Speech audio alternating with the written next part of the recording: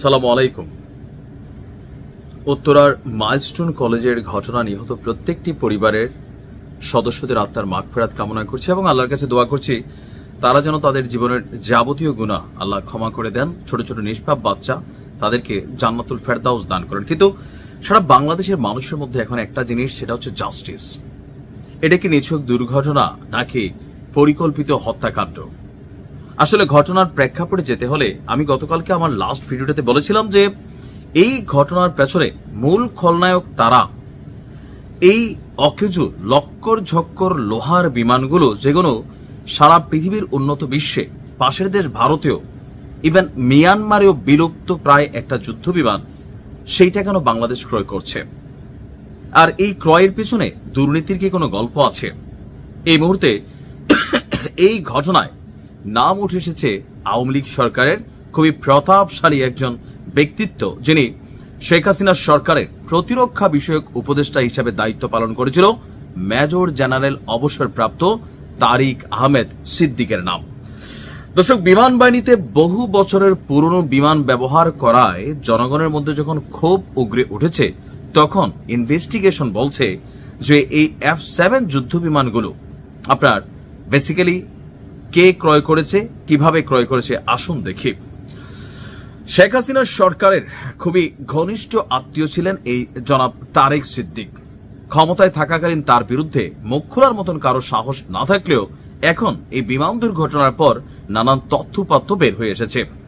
তারেক আহমেদ সিদ্দিকী প্রতিরক্ষা খাতের যে সকল ক্রয়গুলো ছিল, বিশেষ করে বিমান বাহিনীর সরঞ্জাম ক্রয়ে ব্যাপক প্রভাব বিস্তার করত এবং কমিশন বাণিজ্য থেকে কয়েক হাজার কোটি টাকাও হাতিয়ে নেওয়ার অভিযোগ রয়েছে তার বিরুদ্ধে।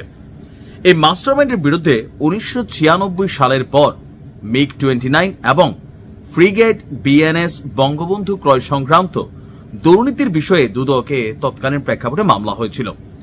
শেখ হাসিনার সাথে তারেক সিদ্দিকীও আসামি ছিলেন সেখানে।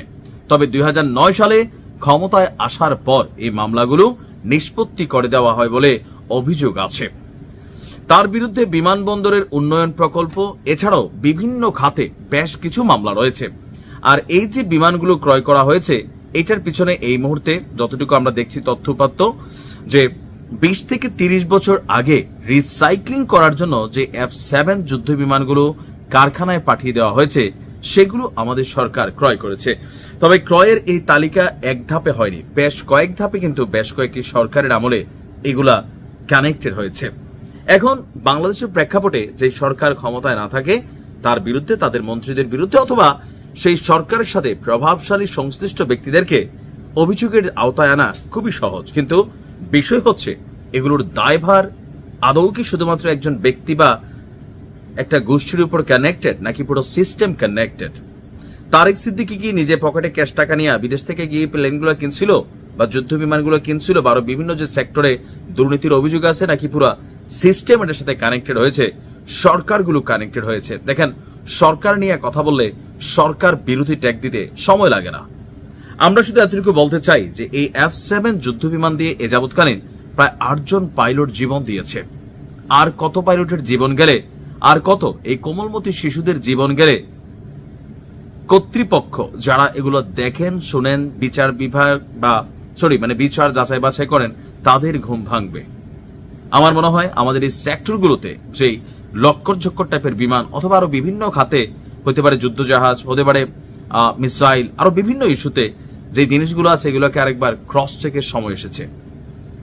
আল্লাহ প্রত্যেকটি পরিবারকে সুখ সইবার তৌফিক দান করুক। ভালো থাকুন। আসসালামু আলাইকুম।